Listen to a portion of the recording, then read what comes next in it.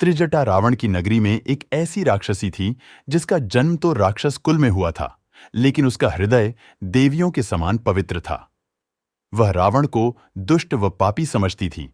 वह भगवान विष्णु में विश्वास रखती थी। रावण के द्वारा माता सीता का अपहरण किए जाने के पश्चात उसे अशोक वाटिका में रखा गया था, जहां माता त्रिजटा को ही उनकी सुरक्षा का उत्तरदायित्व सौंपा गया था। उस समय उसने अपनी बुद्धिमत्ता के साथ माता सीता को संभाला था। आज हम माता त्रिजटा के बारे में जानेंगे। उससे पहले अगर आप भी भगवान राम के भक्त हैं तो चैनल को सब्सक्राइब करके बेल आइकन को प्रेस कर दें, और अगर वीडियो अच्छी लगे तो लाइक और शेयर करना ना भूलें। आप देख रहे हैं हिंदुत्व सुविचार। त्रिजटा के जन्म के बारे में वाल्मीकि रामायण और तुलसीदास की रामचरितमानस में तो नहीं बताया गया है, लेकिन कुछ अन्य भाषाओं में त्रिजटा के बारे में भिन्न भिन्न विवरण सुनने को मिलते हैं। सबसे प्रमुख मान्यता के अनुसार त्रिजटा को रावण के छोटे भाई विभीषण व उनकी पत्नी सरमा की पुत्री बताया गया है।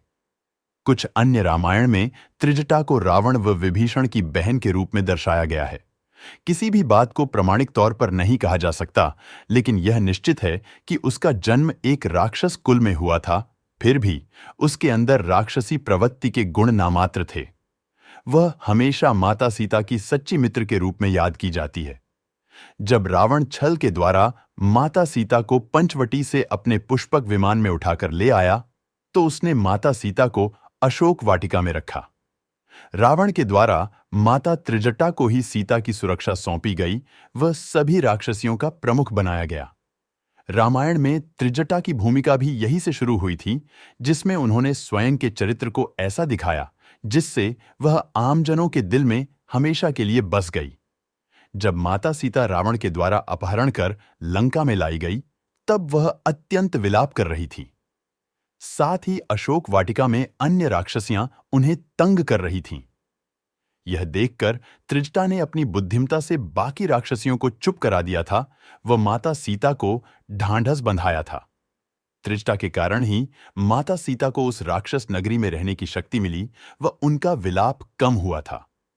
वैसे तो माता त्रिजटा रावण की सेविका थी, लेकिन वह भगवान श्री राम की विजय में विश्वास रखती थी।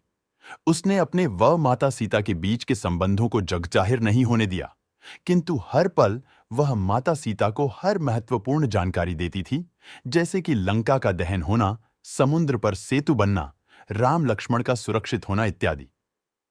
त्रिजटा के द्वारा समय समय पर माता सीता को जानकारी देते रहने से उनकी हिम्मत बंधी रहती थी। अंत में भगवान श्री राम व दशानन रावण के बीच भयंकर युद्ध हुआ। वह उसमें रावण मारा गया। इसके पश्चात विभीषण को लंका का अधिपति बनाया गया व उन्होंने तुरंत माता सीता को मुक्त करने का आदेश जारी कर दिया। त्रिजटा माता सीता के जाने से तो दुखी थी, लेकिन प्रसन्न भी थी कि अब सब विपत्ति टल गई। अग्नि परीक्षा के बाद जब माता सीता भगवान श्री राम के पास आई, तब उन्होंने माता त्रिजटा के वात्सल्य व प्रेम के बारे में उन्हें बताया। यह सुनकर सभी बहुत खुश हुए। वह भगवान राम व माता सीता ने त्रिजटा को इतने पुरस्कार दिए कि अब जीवन भर उन्हें कुछ करने की आवश्यकता नहीं थी। साथ ही त्रिजटा को लंका में भी विभीषण के द्वारा अहम उत्तरदायित्व व उचित सम्मान दिया गया। कुछ मान्यताओं के अनुसार माता त्रिजटा भगवान राम व माता सीता के साथ पुष्पक विमान में बैठकर अयोध्या भी आई थी।